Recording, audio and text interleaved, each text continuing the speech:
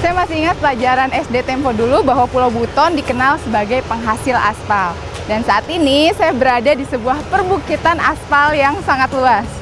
Dan cara menambangnya pun relatif mudah. Hanya dengan menggali tanah dengan kedalaman sekitar 1 meter, sudah didapatkan aspal alam seperti ini.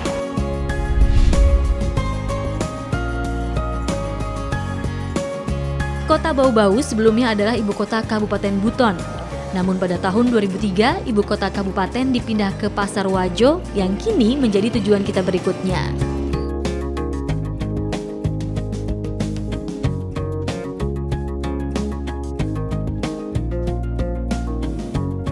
Semestinya perjalanan ini bisa ditempuh hanya dalam waktu 1 jam, tapi mengingat kondisi jalan yang sudah rusak parah, perjalanan menuju Pasar Wajo bisa memakan waktu 2 jam lebih. Kondisi ini terus berlangsung selama 10 tahun terakhir, sehingga warga yang melintas pun menjadi terbiasa dengan keadaan ini. Tiap yang jalan yang paling parah itu ditempatkan di situ 3-4 orang. Ngapain dia, Pak? Dia isi itu lubang. Tambal lubang itu pakai tanah-tanah itu? Iya, dia tambah dengan tanah saja, bukan aspal. Aspal mau curi di mana? Aspalnya kemana, Pak? Apa hasil aspal? Aspal ya ke luar negeri sana. Miris rasanya ya, sebuah ironi di negeri penghasil aspal ternama di dunia.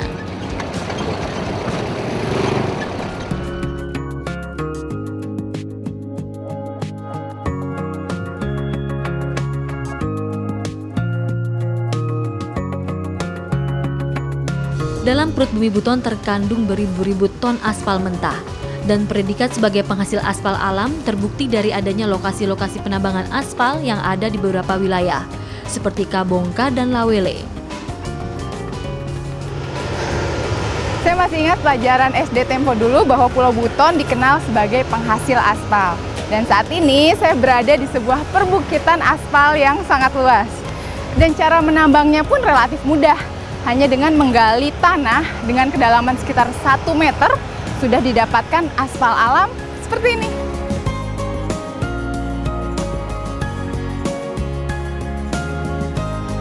Sedemikian besar potensi aspal yang dihasilkan menjadikan Buton sebagai satu-satunya sumber aspal alami di Asia Tenggara. Keunggulan dari aspal Buton ini selain daya rekatnya yang kuat, dia juga tidak perlu lagi melalui proses ekstraksi karena tinggal menggali saja sudah didapat kualitas aspal yang sangat baik.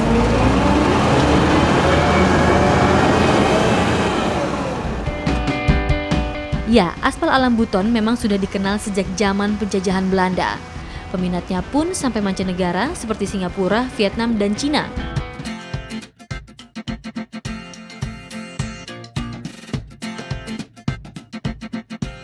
Bila aspal dikelola dalam industri skala besar, potensi lain pun dikembangkan oleh masyarakat setempat.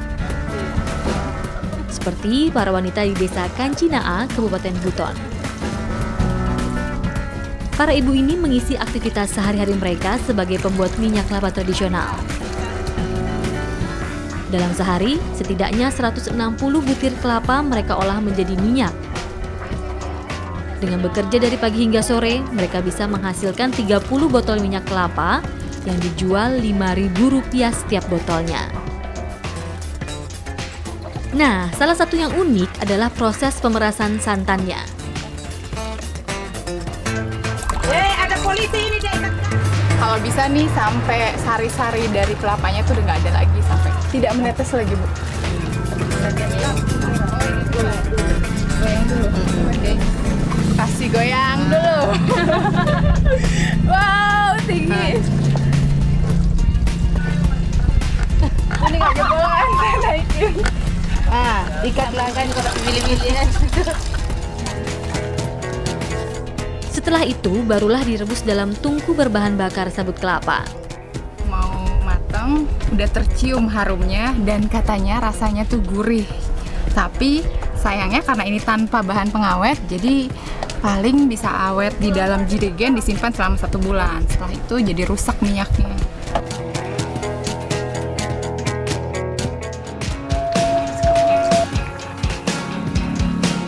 Nah, nih setelah 8 sampai 9 jam berlalu jadinya tuh seperti ini. sudah tidak terlihat lagi santan kentalnya dan udah jadi minyak-minyak begini, dan ada ampasnya. Ampasnya nanti juga bisa digunakan untuk campuran makanan namanya kaswami khas Buton, makanan dari ubi ketela.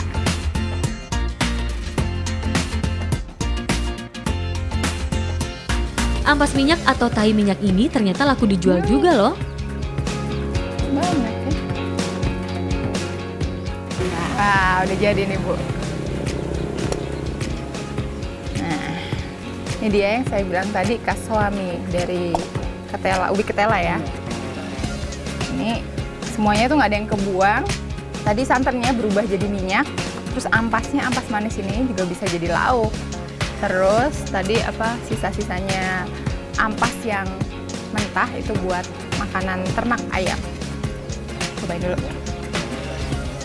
Taruh sini ya Bu ya. Iya.